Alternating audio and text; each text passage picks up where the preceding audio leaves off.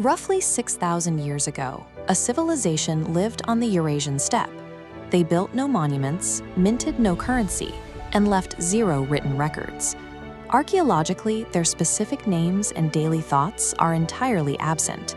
Yet, despite this complete lack of physical text, we know exactly how these people spoke. We can read their vocabulary through a mechanism called comparative linguistics. A language without a physical fossil record is not lost forever, provided the phonetic descendants of that language still exist in the modern world. This massive data table is the matrix linguists use to reconstruct that extinct mother tongue, known as Proto-Indo-European.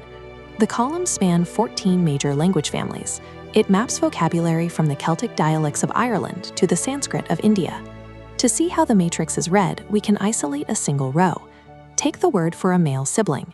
In Gothic, an extinct Germanic language, the word is brothar. In Latin, it is fratar. Over 3,000 miles away, in Sanskrit, it is bratar, and in Old Irish, it is brothar. These are cognates. They are words that share a direct structural relationship, connecting seemingly distinct vocabularies across massive geographic distances. Identifying these cognates across the matrix is the crucial first step. It provides the raw material needed to reverse engineer the extinct root language. Humans constantly trade words for local plants or new technologies, but every language contains a core lexicon, a bedrock of vocabulary that resists cultural borrowing or replacement. These highly stable categories are specific. They include basic numbers, anatomical body parts, and close kinship terms. When we filter this matrix down to the numbers category, we can see this resilience in the data. Look at the row for the number 2. The modern cognates are linked across every branch: Greek duo, Latin duo, Sanskrit dwa, and Gothic twi. By tracking the overlapping phonetics in these surviving terms, we can extrapolate backward to generate the original Proto-Indo-European root, dwo. These semantic universals act as rigid anchors. Because people rarely borrow a new word for two, linguists can confidently use these terms to trace phonetic drift over thousands of years. Words sounding similar is not enough to prove a shared origin. Coincidences happen in language all the time. The comparative method relies on a strict rule. True linguistic reconstruction requires discovering perfectly regular mathematical sound shifts. This 3-column table demonstrates one of the most famous of these rules, known as Grimm's law. Take the PIE root for the number 5, penque. In Latin, it becomes quinque, but in Gothic, it is fimfe. Notice the initial consonants. The original p sound remains in Latin, but in Gothic, it shifts to an f. If this is a mathematical law, it must apply across the board. Let's test a completely different category, the kinship word for father. We see the exact same divergence. The PIE pater yields Latin pater, while Gothic shifts to father. We tested a third time using basic anatomy, the word for foot. PIE podes, Latin pes, Gothic foetus. The P to F shift happens again, flawlessly. This pattern proves that phonetic drift is highly predictable. Languages mutate uniformly across their entire vocabularies as they split into new branches.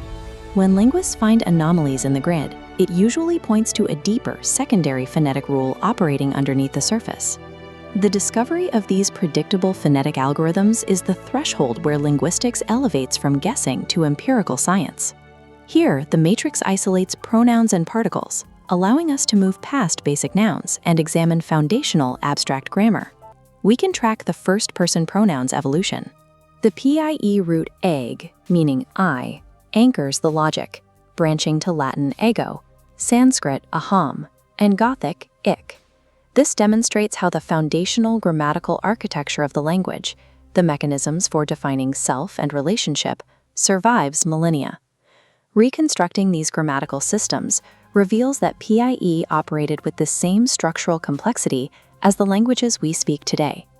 By treating these reconstructed words as artifacts, researchers practice linguistic paleontology, using vocabulary to prove the physical and economic reality of the people who spoke it. When we filter the master data table to focus on economic indicators, the physical environment of the steppe comes into focus. We find distinct, heavily reinforced roots for horse equos, and cattle, guos.